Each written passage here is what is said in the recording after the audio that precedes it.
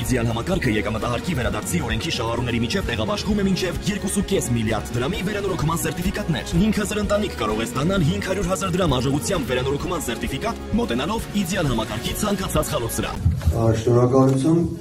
ինչպես Պարոն Քոչարյանը ասաց, մենք փորձել ենք առանձնացնել սպառնալիքները եւ բացի այդ մենք փորձել ենք զատել սպառնալիքները մեկի մյուսից եւ չխառնել իրար, որպեսզի ավելի հստակ եւ հասկանալի լինի, թե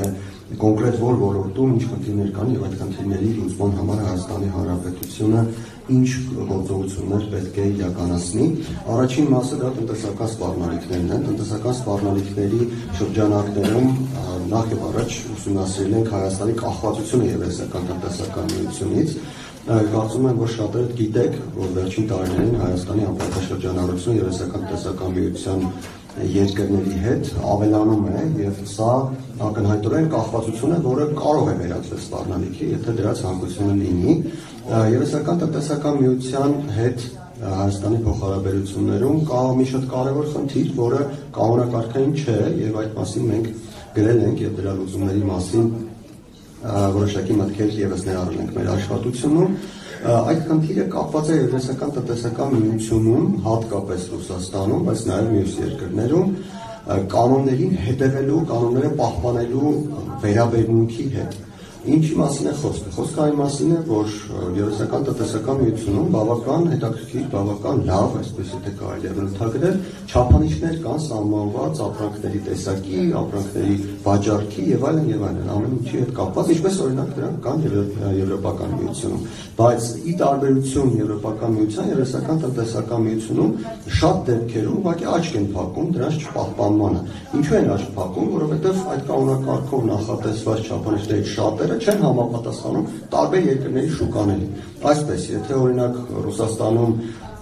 կոնկրետ ապրանքների սերտիֆիկացման հետ կապված որևէ խնդիր չկա, որովհետև ապրանքները գալիս են մեծ քանակով, մեծ բարձրաներով, ապա Հայաստանի շուկային դա ընդհանրապես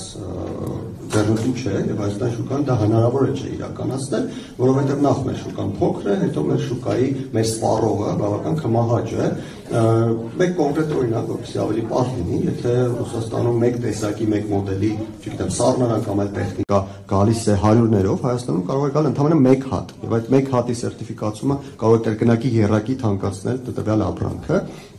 Եվ բնականաբար, որպեսզի այդպիսի խնդիրներ չառաջանան, Եվրասիական տնտեսական միությունում տարբեր շուկաներում այս մոտեցումները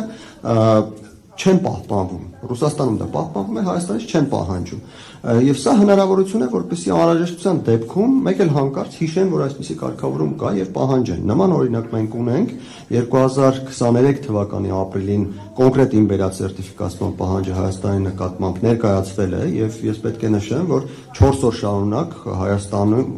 ներմուծվող ապրանքները ուղղակի կանգնել էին եւ հնարավոր չէր լինում այդ ապրանքները մաքսազերծել, որպեսզի Հայաստանի շուկա գնար։ Որոշակի կոլապսային իրավիճակ էր 4 օր շարունակ, հետո Հայաստանի իշխանությունները կարողացան համաձայնությունների հասնել եւ այդ պահանջը նորից չկա մինչեւ այսօր, բայց ոչ ոք չի բացառում, որ եթե պետք լինի նորից նման պահանջներ կներկայացնեն։ Մեկ այլ օրինակ է Հայաստանից արտահանումը, գիտենք, որ Հայաստանից ապրանքներ արտահանում են ԵԱՏՄ շուկա եւ շատ ապրանքներ շատ դեպքերում նույնպես չեն համապատասխանում այն չափանիշներին,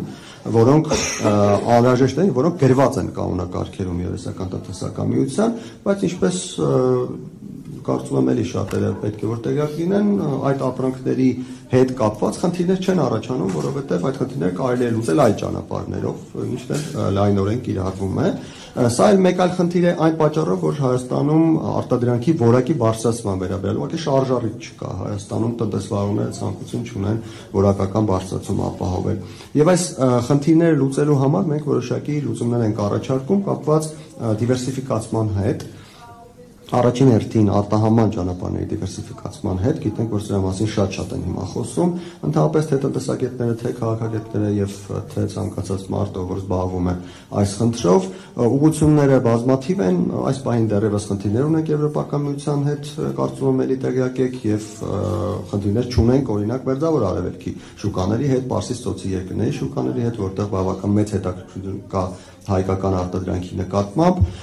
այս դիվերսիֆիկացման ուղղությունը կարող է շատ հետաքրքիր լինել, բացի Եվրասիական տնտեսական միությունը, մենք տնտեսական մասում նաև ուշադրություն ենք դարձնում կոնկրետ հայ-ռուսական փոխհարաբերություններում, Լարսի խնդրին, Լարսի փակվելու խնդրին,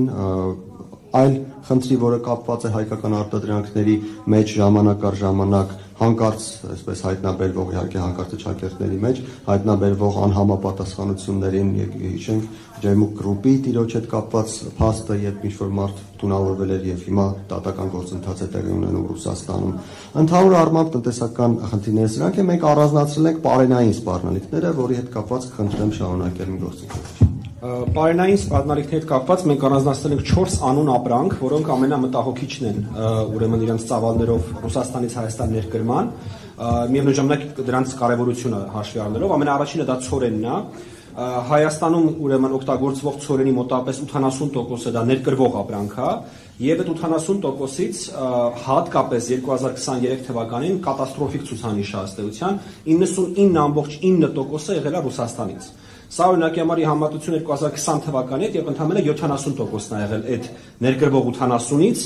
եղել է Ռուսաստանից։ Սա իհարկե շատ այսպես վտանգավոր ցուցանիշ է ու նաև վտանգավոր է այն աճը, որը վերջին մի քանի տարիներին ըստ էության այս բոլոր 4 ապրանքների մեջ մենք տեսնում ենք կախվածության Ռուսաստանից։ Բայց ամենամեծ կախվածությունը իհարկե սա ցորենն է, երկրորդ կարևոր ապրանքը, որտեղ բավականին մեծ է Ռուսաստանից ներկրման մասնաբաժինը, դա թռչնամիսն է, ուրեմն 25.2% է կազմել 2023 թվականին։ Երրորդ ապրանքը դա բուսական յուղն է, 31.9% է կազմել, ներողություն 94% է կազմել ուրեմն տեսակարար կշիռը Ռուսաստանից ներկրվող եւ շաքարավազը 81.9% է կազմել Ռուսաստանից ներկրվողի մասնաբաժինը։ Այս 4 ապրանքներն են, որոնք որ 30-40%-ից ավել է մասնաբաժինը որևէ ուրեմն այսպես առաջին օգտագործման պարենային ապրանքի ներկրման Ռուսաստանից եւ 4-ի վերաբերյալ կան որոշակի գաղափարներ, թե ինչպես է հնարավոր դիվերսիֆիկացնել Հայաստանի ներկրումները։ Ամենաառաջինը ցորենի մասով այլընտրանքներ կան, այդ այլընտրանքներից ամենաառաջինը ուզում եմ նշեմ ուկրաինական այլընտրանքը, որովհետեւ Ուկրաինայից արտահանվող ցորենի տոննաժի գինը էքսպորտի համար ինքը շատ մոտ է այն գնին, որը որ Ռուսաստանն է դա մատակարարում Հայաստանին, բացի այդ ցորենի արտահանման փորձ ունի նաև Իրանի Իսլամական Հանրապետությունը, ինքը խոշոր արտահանող է ցորենի, տեսականորեն նման հնարավորություն կա նաև Թուրքիայի հետ, որովհետև վերջին տարիներին Թուրքիան ունի բավականին մեծ ուրեմն սուրպլյուս, բավականին մեծ ավելցուկ ցորենի արտադրության։ Այս ամեն ինչի մեջ իհարկե ամենակարևոր բաղադրիչներից մեկը դա ենթակառուցվածքներն են եւ այդ ենթակառուցվածքների աշխատանքն է, օրինագործման վրա դրա հավելյալ էլեմենտն է, որը այսպես թե այնպես անցնում է Վրաստանում եւ Ռուսաստանից եկող ցորենները անցնում Վրաստանում։ Երկրորդ ուրեմն մասով շաքարավազի մասով հիմնական ուրեմն խոչընդոտը այլ երկրներից, հիմնականում հարավամերիկյան երկրներից եւ այլ տեղերից ներկրման, դա Եվրասիական տնտեսական միության քաղաքականությունն է, պրոտեկցիոնիստական, որը որ հավելավճար է դնում շաքարավազի վրա դրսից, այսպես ԵԱՏՄ շուկայի դրսից ներկրվող ապրանքների վրա, դրանով բարձրացնելով գինը, թե չէ իրականում եթե այդ խնդիրը չլիներ եւ թշնամսի եւ բուսական յուղի եւ շաքարավազի գները Հայաստանում հնարավոր է իջեցնել, որտեղ իրականում շուկայում դրանց արժեքը ավելի քիչ է, քան դրանց արժեքը ԵԱՏՄ շուկայի ներսում։ Պարզապես ԵԱՏՄ դրել է այնպիսի ուրեմն հարաբերակցություն, այսպես ասենք, որ Մարսեն քաղաքականության, որ դրան դա ներկրելը Հայաստան այս պատմությամբ այնքան էլ